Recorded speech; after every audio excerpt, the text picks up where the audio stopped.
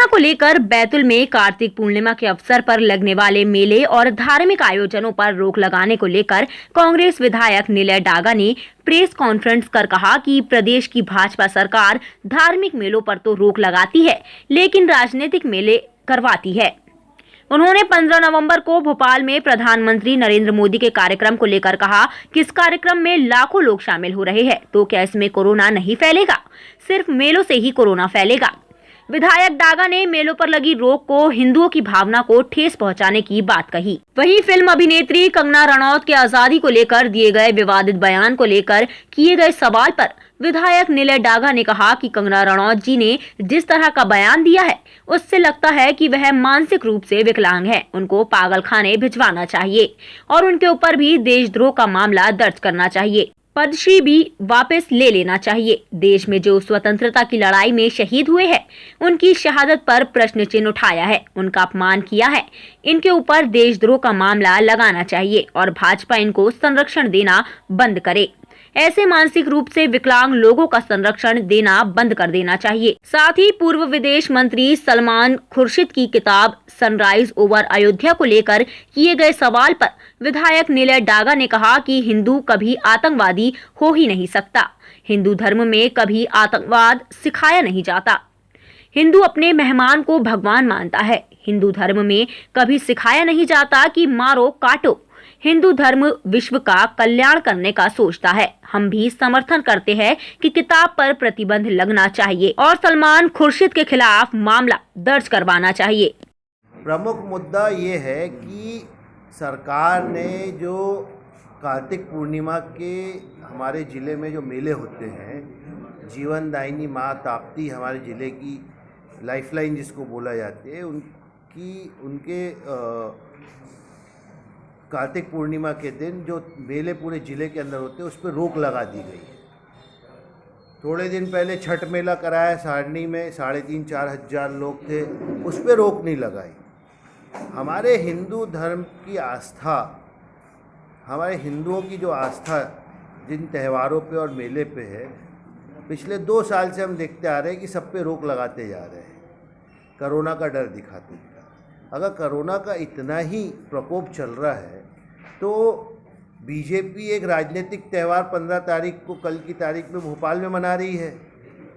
माननीय प्रधानमंत्री जी हमारे देश के वो भोपाल आ रहे हैं, पूरे भोपाल को सजाया दजाया जा रहा है। 2 से 2.5 लाख लोगों को वहाँ पे पूरे प्रदेश से लेके जाया जा रहा है।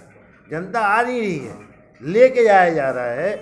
हमारे बैतूल ज़िले से 300 बसें जा रही है और कितनी गाड़ियाँ जा रही है वो अलग चीज़ है। इसका खर्चा पूरा सरकार कर रही है।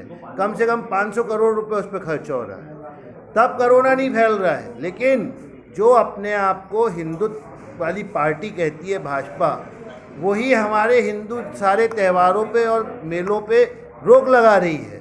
तो ऐसा कौन सा हिंदुत्व का खेल खेल रहे हैं ये? हम इसका पुरजोर विरोध करते हैं और मैं पूरे ज़िले वासियों से ये आग्रह करना चाहता हूँ कि हमारे हिंदू त्यौहार पे कोई रोक टोक ना आए। आप लोग बिल्कुल मेले का आयोजन करें, त्योहारों का आयोजन करें। सरकार के पास इतनी बड़ी जेल नहीं है कि सबको उठा के जेल में डाल दे और सबके ऊपर एफआईआर कर दे।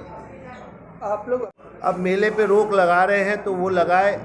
हम तो हमारे हिंदू धर्म की में आस्था रखते हैं और हम तो हमारा त्यौहार जोर शोर से मनाएंगे। आप भी चुनरी यात्रा निकालते हैं? हम भी निकालेंगे चुनरी यात्रा। अगर विरोध किया, प्रशासन ने मना किया, तब क्या? तब भी निकालेंगे हम। हमारी आस्था जुड़ी हुई है। जेल में उठा के डाल दे, कोई दिक्कत नहीं। सलमान खुर्शीद और कंगना रनौत उनको पार्टी से बाहर निकालना चाहिए। सलमान खुर्शीद जी को जो उनने ऐसा स्टेटमेंट दिया, और उनके ऊपर देशद्रोह का मामला दर्ज करना चाहिए। कंगना रनावत जी जिस तरह का उनने स्टेटमेंट दिया है, ऐसा लगता है वो मानसिक रूप से विकलांग है। उनको पागलखाने भिजवाना चाहिए, उनका इलाज कराना चाहिए और उनके ऊपर भी देशद्रोह का मामला दर्ज करना चाहिए। उनको पद्मश्री दिया गया, वो भी वापस ले लेना चाहिए। हमारे देश के लाखों करोड़ स्वतंत्रता संग्राम में जो शहीद हुए, सेनानी जो शहीद हुए और आज भी काफ़ी लोग जिंदा हैं, आज उनकी शहादत पे प्रश्न चिन्ह उनने उठाया है उसको अपमान करा है, उसका अपमान करा है। इनके ऊपर देशद्रोह का मामला लगाना चाहिए और बीजेपी इनको संरक्षण देना, ऐसे मानसिक रूप से विकलांग लोगों का सबको संरक्षण देना बंद कर देना चाहिए। कांग्रेस क्या करेगी? विरोध करेगी, पुतला दहन करेगी और एफआईआर की मांग करेगी कि कंगना रनावत के ऊपर एफआईआर दर्ज की जाए। और हमारे जो सांसद जी हैं जिनने ये नाराज़गी व्यक्त की है कि कंगना रनावत जी ने गलत स्टेटमेंट दिया है, तो मैं उनसे ये कहना चाहूँगा कि अगर वाकई में आपको बुरा लगा है देश के स्वतंत्रता संग्राम सेनानियों के लिए, तो आप इस मुद्दे को संसद में उठाएं और कंगना रनावत के खिलाफ कड़क से कड़क कार्रवाई करवाने की कोशिश करें। आप कोशिश ही कर लेंगे तो हम समझ लेंगे कि आपकी नीयत वाकई में उसके खिलाफ कार्रवाई करवाने की। टाइम 8 मध्य प्रदेश के लिए बैतुल से वाजिद खान की रिपोर्ट।